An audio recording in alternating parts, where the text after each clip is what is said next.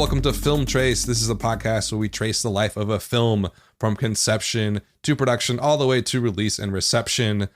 Chris, what do we have this week? We've got perhaps our first divisive pick. I know we were somewhat unaligned when we went through Kelly Reichardt's First Cow, but I feel like you, even though I was more hyped on the movie than you, you could see why people liked it so much, right?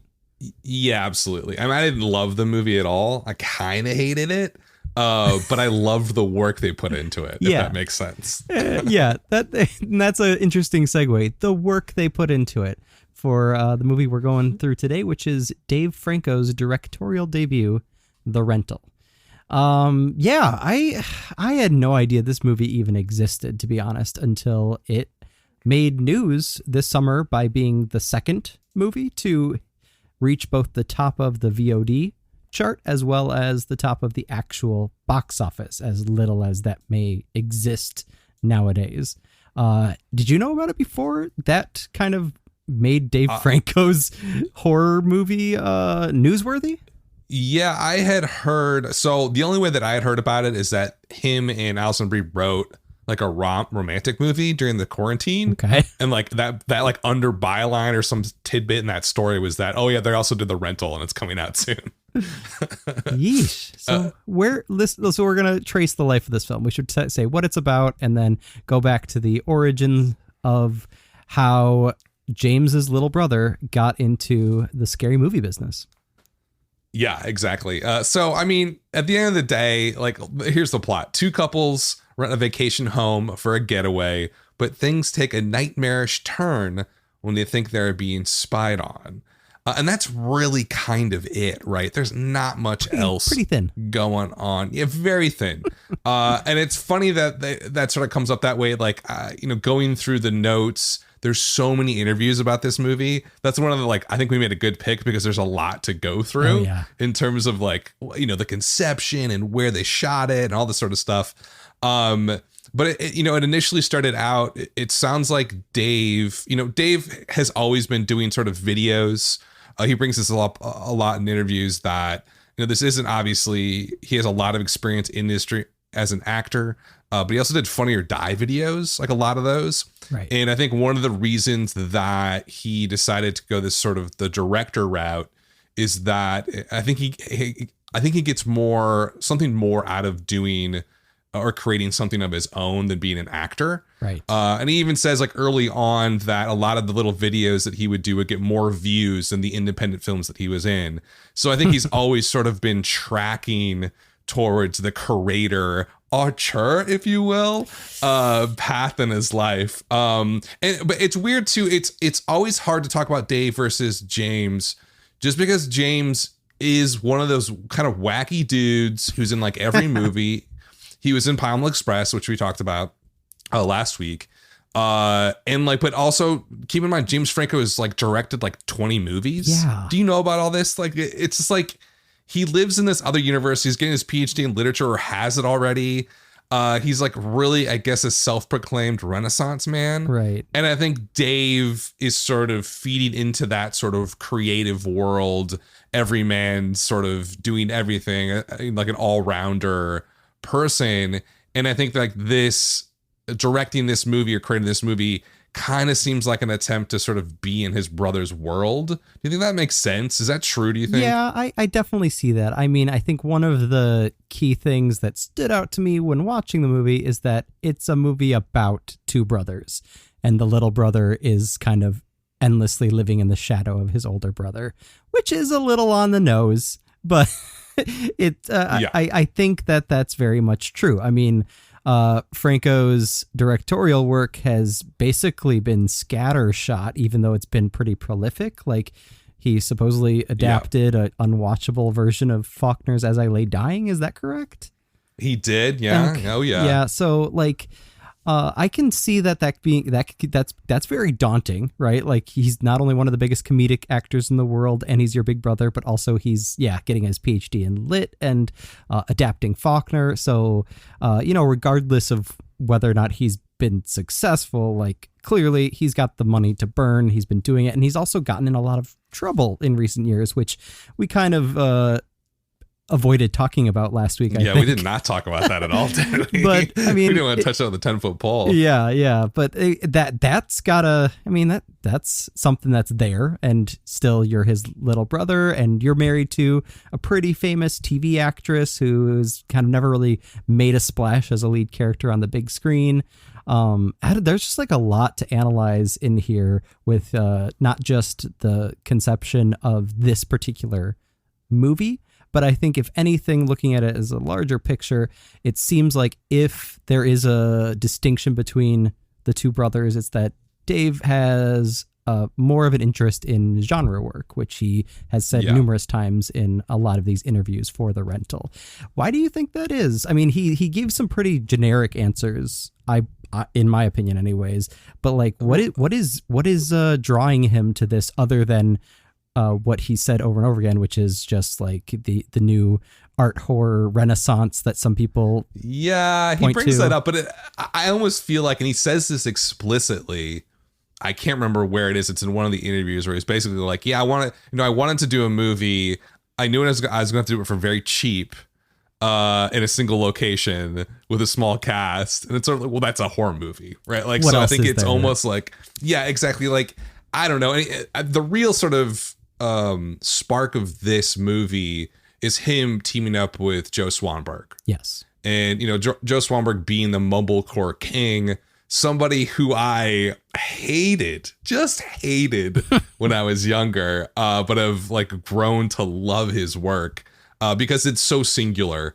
and it's so definitive, and it really is sort of the paradigm of mumblecore. And they met on the set of the Netflix show Easy, and it sounds like they really hit it off as friends. And I think what happened here is just like two people just BSing with each other, and like, what if we made a movie together? Mm-hmm. What would it be? And then eventually this came, let's make this horror movie about an Airbnb mansion on the coast of Oregon. And, like, it just sort of a spitballing situation. And he does sort of throw out the names like Asher and Jordan Peele.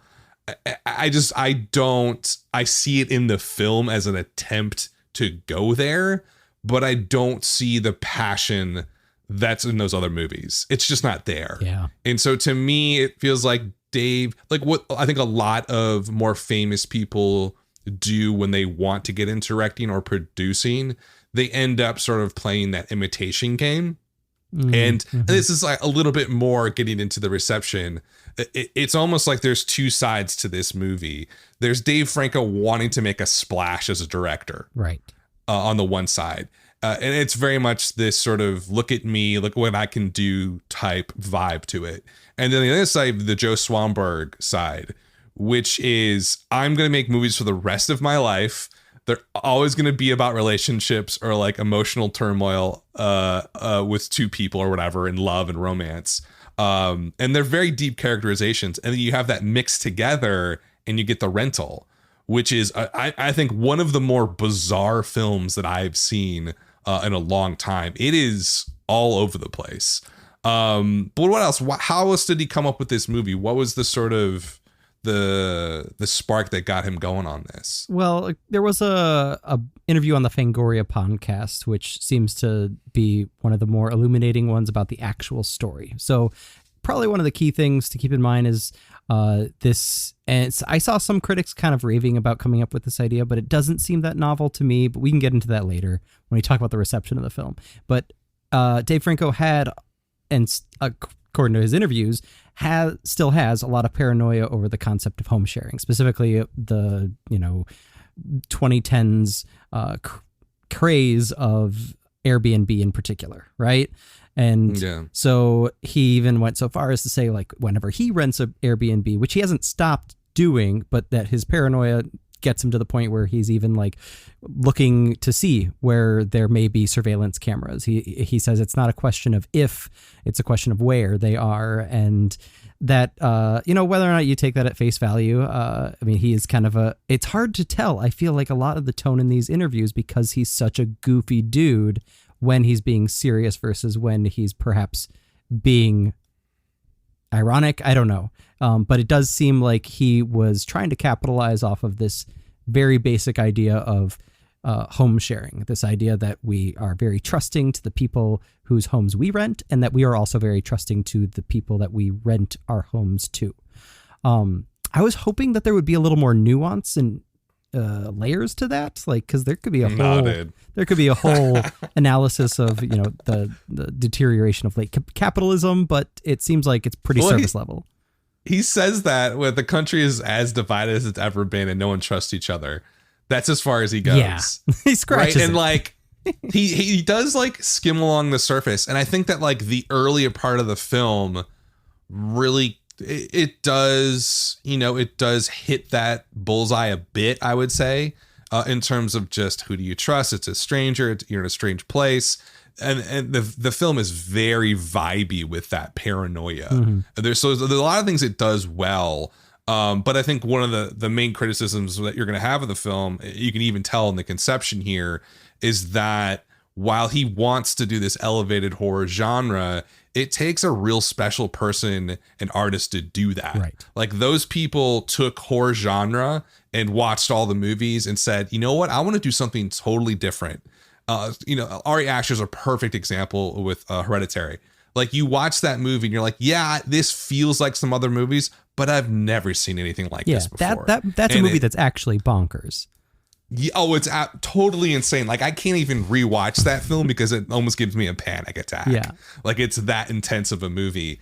And I think he's striving towards that. It's one of those people he wants.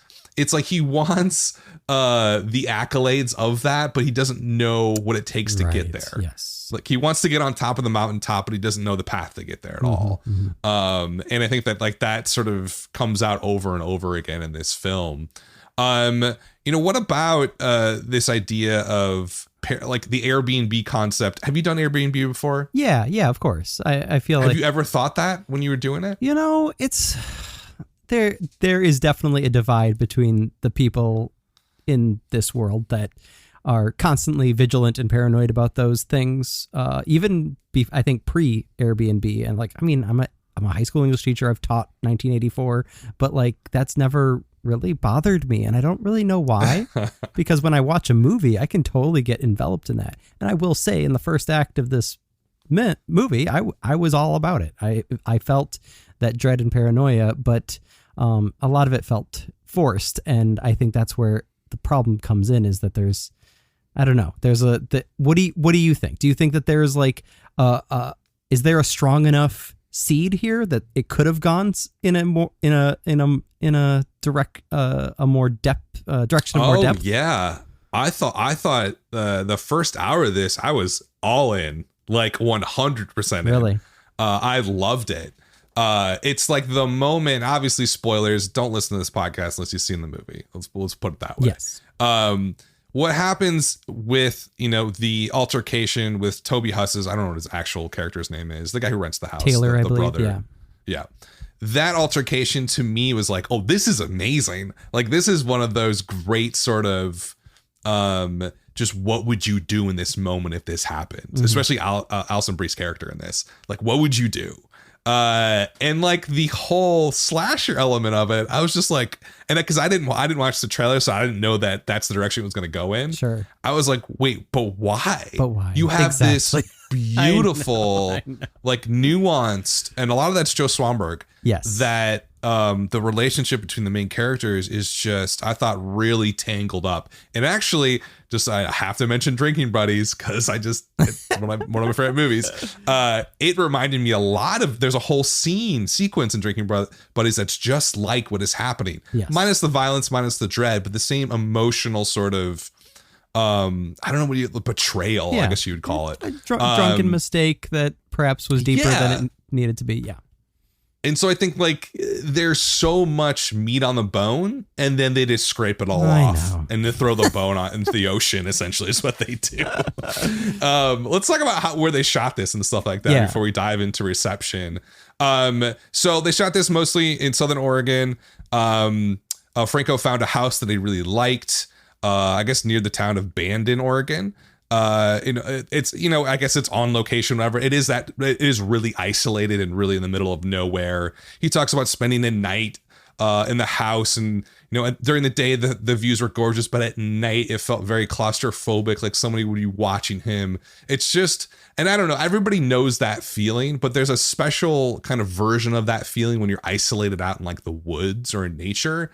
It's like people might be watching you, or you might be just so isolated and alone, you just feel like you're very vulnerable in a lot of different ways. And this movie really plays to that, I think. Yes. Right? I mean, you felt that when you're watching it. Yeah, the location is pretty perfect. I will say that they clearly found like the ideal spot, both in terms of a place in America as well as like the actual house. We discussed this when we did our episode about Kevin Bacon's The Darkness from 2016 about just you need, if you're going to do a movie where the house becomes, a quote unquote character, the house has to matter. It has to actually have some character to it. And that movie had none, but this one does. Like they really made sure to pick one that was special. And that's perhaps another reason why it felt so unfortunate where the direction that it went in the back half. Another note on the production too that I picked out, he said multiple times in different interviews in different ways, but he was basically like, I don't know what they shot this for, but my guess, did you find anything? I couldn't find anything on the budget. Nothing. I would say it's going to be under 10, but probably north of 2. Yeah, around 5. I would probably put it in the 5-ish. Yeah.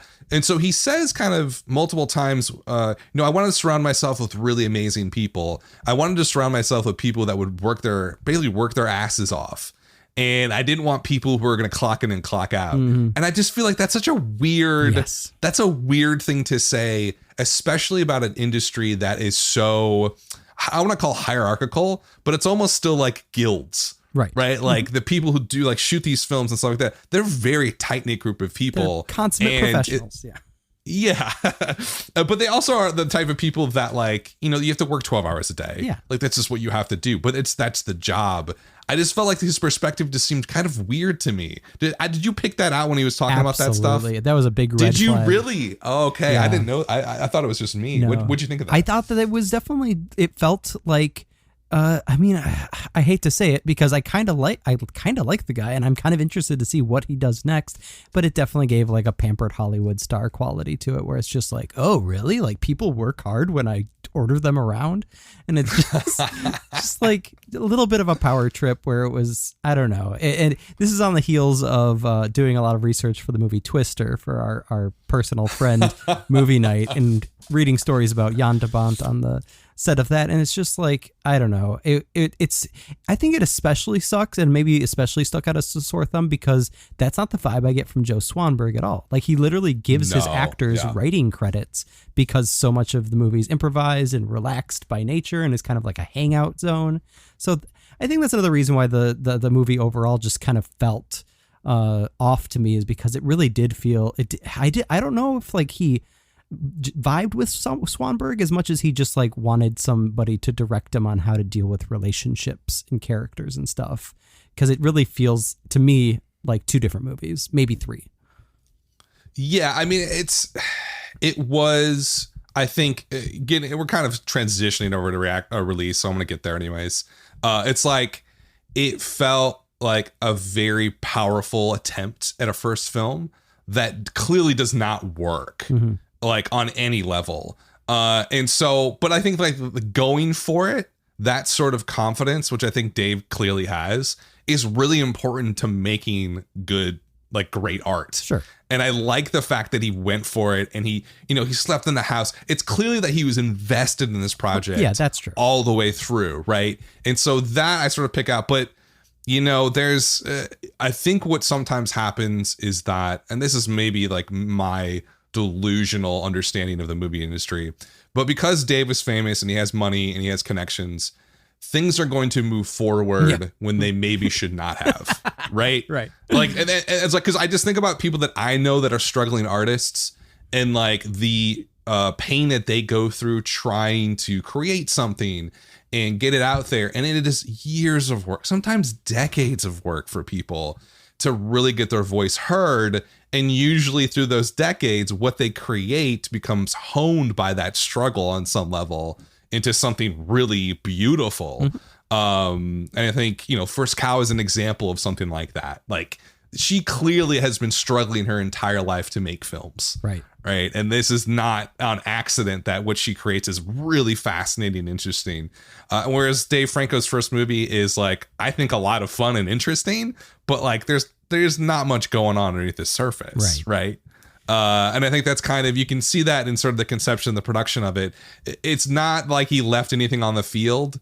It's just that, like, he thinks he's playing Major League Baseball, but he's really playing like single A, if that makes sense. This might be a good spot. Baseball references. You got to get one in each episode. I thought this might be a good spot to ask, because I meant to text you, but I forgot. Have you seen the Shudder movie, The Beach House, yet?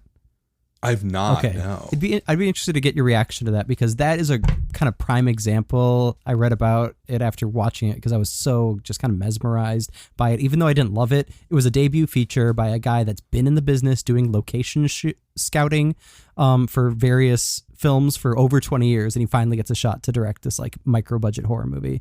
And that you can definitely like feel that like this is something he's been working at for years and honing, even though it's still kind of messy because it's still a first feature. It's like there's been like blood, sweat and tears put into it. Whereas here it's just kind of like, getting his wife apart and getting a couple friends together and convincing a guy that's written a bunch of movies to help you out. I wish that there was more of that feeling of struggle, like you said, with like Kelly Reichardt's career or something. But you're not going to get that when you have like one of the most famous movie stars, like former Oscar host and Academy Award nominee's little brother, make a movie. It's just not going to happen. Yeah, it's not going to happen. Not at all. And I think it's funny too with the release of this movie. He talked about how he wanted to do the festival circuit with Allison and travel the whole country and show this movie. Obviously, you can't do that in a pandemic, so it's sort of been a truncated, odd release. They did a drive-in premiere at some random theater in City of Industry in LA, which is like an industrial suburb. Right. Very odd. And I think that like the only reason that we're talking about this movie, the only reason is that the pandemic hit, the movie theater industry collapsed. It'll probably never recover. And they needed to sort of put stuff out there. And IFC decided, hey, we're going to put it out in drive-ins in the theaters that are open. And it did pretty darn well. And so, it's a little bit of an odd release, but I think the fact that it's doing the video on demand, it's doing the drive-ins, and it's the #1 movie in the country because there's nothing else out, I think is the main reason why we're talking about this. Do you think that under normal circumstances, this movie would get this much press? Oh, hell no. It would. Yeah. It'd be buried. Well, I mean, also the same thing. What was that movie from IFC Films, The Lodge, that kind of was at the top of the box office for several weeks solely through drive-in? Like, I think IFC has it's kind of sickening that in a pandemic, some people are being successful, and they've found their way to do that is through drive-in horror movies. And you add that like kind of streak that they've been on throughout the summer, plus the Franco name and Alison Brie, and you suddenly have like and also it's like we should mention this. You had this in our notes that the cinematography is by Christian Sprenger, who shot Atlanta, which is like one of the most beautiful TV series of recent years.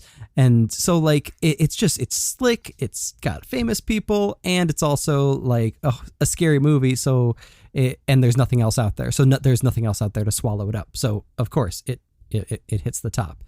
So I don't know. What do you? Yeah, it's a perfect storm. Yes, it's the perfect storm exactly. for him in this movie. He would never get a better reception than he's getting right now. And he calls out movies like Palm Springs too. It's another good example of a movie that like, they bought it for $22 million. It's just hit at the right moment. Everybody was talking about it, and it just has that sort of, it's a pandemic movie. That's just what it is. What were we going to say? I was going to ask, I was looking at these numbers. You're always a better numbers guy than me. So it grossed $404K in 253 theaters, 2/3 of them drive-ins. And do you think that in comparison, keeping in mind the pandemic, after 10-day gross of $916K, Like, still, it's not even hit $1 million, but is it, if we're thinking like a $5 million budget and maybe another 5 or 10 P&A, prints and advertising ish, where do you think this is going to go? Maybe that's a good point, because I ran that number, like the per theater average, and it's like not very high. It's sub 2,000. It's still pretty low. And anytime you're sub 2,000, you're like, this is a joke. This is not a real movie, essentially. And so I think from that perspective, it, like the reception, or sort of like the release, it's perfect. It was never going to get better than this. It's probably like $1 million by this weekend. I don't think that, I think in the back of IFC's mind, it was basically like, hey, if we market this right and we play this in New York and Los Angeles and it pops, which they knew by the time they saw it wasn't going to, then there's a chance that we can make $10-15 million in wide release. That's their goal. Their real goal is about 20 million. Sure. If you could do that, then like you've really hit a home run here. That was never going to happen with this, because the movie is like not palatable at all to critics or anybody. We'll talk about what people have said. And so like, I think for them, this is all gravy train. Yeah. Like I'm sure they wrote down the entire film, the whole thing. Sure. Like, this is a complete loss. Every dollar that we get out of this, we're going to be happy. But from like a financial performance overall, not very good. Yeah. Like it's not a great. And of course, keeping in mind that we're still not getting any dollar numbers on VOD, right? Just rankings. No. Yeah. All it is number one on the Apple iTunes store. Right. It's not even like a conglomerate ranking either. It's just that one platform, which makes sense because it's very glossy and people love it. What did critics think about this thing? Well, Rotten Tomatoes, all critics average is 73%. It's about 6.3 out of 10. So in my classroom, that'd be a barely passing. But top critics, 62%. And it's not great, but it's also like, it feels like the equivalent of, getting a pat on the back. Like, you tried. Yeah.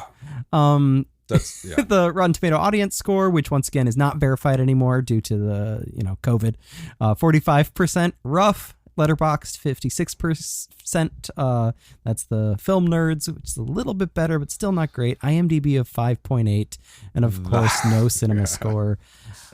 What? Those are atrocious numbers. Yes. I'm just gonna say that. Like the critics, I think, is kind of a push. Number one, it's a horror film, right? So they always like take like 5% off. Like it's just they don't like horror films in general. They're more critical because it's pure genre work for the most part. That the Rotten Tomato audience score and the IMDb score are just like, that's because what you would hope for is that like, okay, like this film snobs don't love it, whatever. Maybe it's like the Grown-Ups or something where the audience just loves it. No, but the thing about this is it's no man's land, right? Because it's not arty enough for the film snobs and letterbox people, and it's not out there enough. That would have been just Joe Swanberg doing his thing for an hour and a half. Right. And people would be like, oh, this is, it's a, polemic against whatever. And then, but you also don't have the pure slasher horror nerds, kind of like myself, and like the normal horror people that are into those movies, or the average moviegoer who wants to be scared. It doesn't do that either. So nobody wins. Nope. We all lose in this situation. We do. Which is another reason why I think the reviews, it's kind of interesting now looking at the quotes I pulled for positive versus negative. Can I go through a couple of these? Yeah, jump into it. So Richard Roper, who is probably one of my least favorite critics working today. So bad. He said the rental would have worked purely as a compelling character study about 4 dysfunctional adults unraveling over the course of a long weekend. Okay, I'm with you so far, Richard. And then he says, but when the presence of a homicidal maniac is introduced to the proceedings, the transition to horror film is brilliant and wacky and pretty darn great. That's not true. I mean, that's just objectively false. That doesn't make any sense. It's so silly. I guess he just liked being surprised. I don't know. Leah Greenblatt of EW, I can kind of understand where she's coming from. She's no Lisa Schwartzbaum, but she says the fact that so much of the script by Franco and Swanberg reads as straight Sundancey drama turns out to be one of the movie's best tricks, though, in letting the audience sit with these two pairs. They actually become people, not just meatbags destined for terror. And I think that's the part that, like, if it had been executed in a different way, I don't know. Did you see the Duplass Brothers movie, Baghead? Back from the mumblecore I did not. movement. No, I want to see it though. It's interesting. I don't know how much it would hold up nowadays, but I think that is a movie that really manage to walk that fine line. And I would be very surprised if Swanberg wasn't thinking about it when helping Dave out with this movie, because here I did want them to become people, but then it's like they just didn't quite. And then you know, the bad thing happens. The random killer comes. And last but not least, Michael Rothman of Consequence of Sound says, Franco exercises so much restraint, especially during the frenetic final act, that you're always left on edge. There's hardly a single gratuitous shot to the entire film. Instead, Franco leans on peripheral shots to keep everyone's eyes working. And I will say, the first time that happened, when the killer comes out of the shadows and then it cuts before any violence occurs, that was cool. I like that. But then they recycled that trick like 4 times in the movie. Yeah, and like you read these positives and they're not even that good. That's true. Right? They're just not. And I think that like ultimately when you see this movie, it's the tale of 2 movies, which you've already talked about, but it is so abrupt how it changes. Mm-hmm. And it gets you to care about these characters in a relationship drama. And you really, I mean, maybe not care, but you're invested emotionally to see what happens. Right. And then you just sort of, you kill them all off. Just gets thrown away. Really sort of just brutal ways that, you know, it breaks all of these different rules. And I think that they wanted to break rules, but like the ending, it's one of the worst endings I think I've ever seen in any movie. And it's just like, and my own personal reaction to the film is I think there's a lot that's amazing here. There's a lot that's really good. I think the first hour is very well done. I think the decision to bring in this, let's talk about the killer. Like what is that all about? Yeah, and that's what the negative reviews are always coming back to, featuring one of the most dissatisfying anticlimactic endings in genre memory. Jeanette Katsoulis of the New York Times, Bill Jabiri from Vulture says everything dissipates in such a spectacularly unsatisfying fashion that you might wonder if you dreamed the whole thing. And it's just, it feels so random, and yet it was so clear that this is what Franco was planning all along, but with so little foreshadowing because he's worried about, you know, what about us guessing it. I don't know. It just, but also, I don't know. I will say I was already off the movie when Alison Brie's character decided not to call the cops when Toby Huss's character died. Yeah, that's the turning point of the film. Yes. I've rewritten the film in my head. Sure, I want to hear. Of like, well, not like totally, but it's sort of like, obviously you can't kill him, or maybe he dies in that attack, which doesn't make any sense either because he didn't really hit him that hard. I mean, he punched him in the head a few times, but he's not going to die. Right. But I think the conflict is set up that like Dan Stevens wants to protect his brother because he's already in trouble for stuff. He's going to go back to prison or whatever. Now, the Alison Brie situation, to me, that's the center moral of the entire movie. Mm-hmm. It's like, what does she do in that scenario? And like, I don't think she calls the cops. Like, I don't think someone would do that. I don't think that you would call the cops on, you know, your very, you know, live-in boyfriend. Are they fiance? I don't even know. They're not married, right? I think she's married to Dan Stevens. But wait, they're married? Yeah, there's a wedding ring. Okay, so even better. She's not going to call the cops. People, I don't think she. I'm going to push back on that because I would. Why would she call the cops? So I think she calls the cops because it's already been made clear in the first act of the film that she doesn't even really like Dan Stevens' brother, and then also she's already mad at her husband because she's found out that not only did she steal him away from another girl, then that girl stole him away from another girl as well, or however you want to phrase it, right? Like, there's already trouble in paradise times 2, perhaps 3, with the whole thing with, that she's eventually going to find out anyways about her husband cheating on her. So I think if you need to sell me on that, I need to be way more invested in Alison Brie's character. And they do so much work to get you invested in the love triangle, the other side of the love triangle with his business partner and with the brother, that Alison Brie's character, ironically, because that's like the filmmaker's wife there, that it just feels it feels a bridge too far for me. Yeah, she's very much in the background. Mm-hmm. I just see it as like this very a good ensemble piece where they sort of play out what to do with the body, all that kind of stuff. And like, what I really wanted to happen was for them to leave the beach house, right? To do whatever evil act they're going to do, and then see how that plays out in their life, back in their normal life, wherever they are, in San Francisco, Portland. Yeah, that would have been more. But there's also, I Still Know What You Did Last Summer. I mean, I know. I want an art house version of I Know What You Did Last Summer. That's what I've been trying to say the entire time. All right, I'm with you on that. But yeah, overall, it's what's your final concluding thought on this film before we close the show out? My final concluding thought is that I wasted $7. But oh man, I didn't waste any money. But I do think there's redeeming factors. It's not one of the worst movies. It's better than Netflix's Desperados, starring Nassim Pedrad. Oh God, I can't. You made me watch that. You didn't make me. You told me to watch it, and then I watched it and wanted to die. But it's that's a point though. It is a point. Is this better than Netflix house style? That's a good question. So that made me wonder. Probably my last bit here is I was curious about IFC films. They have had quite the evolution over the past 20 years. They've now been around, and they came out of the gate so strong, right? They had the art house crowd enraptured with their debut movie E Tu Mama Tambien back in 2001, as well as like the mainstream crossover indie drama comedy crowd with My Big Fat Greek Wedding.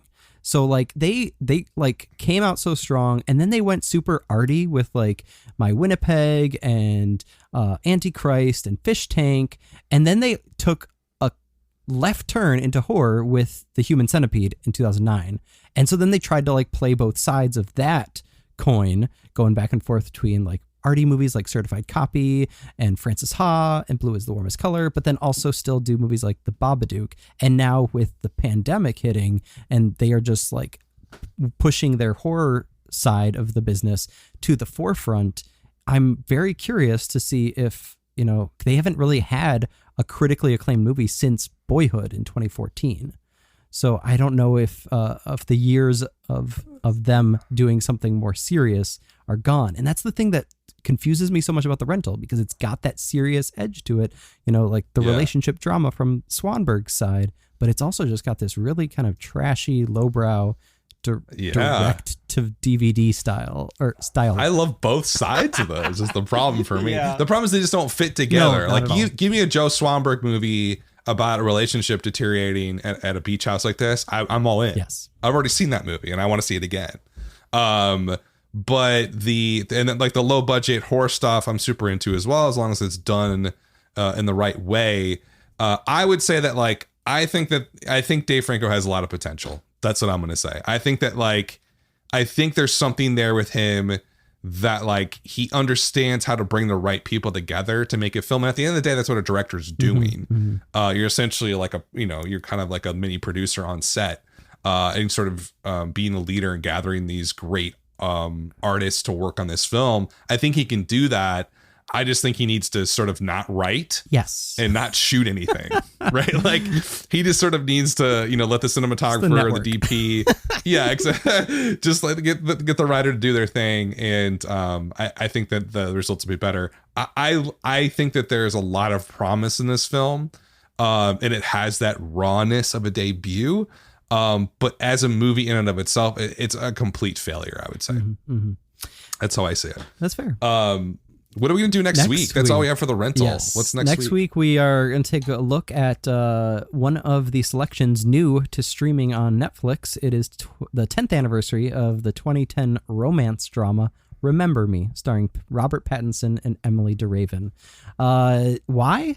Because it's... I don't know why. Why not? It's got one of the most insanely awful endings to any movie ever made. So... I highly recommend you watch it and come back and help us trace the life of this movie next week on Film Trace.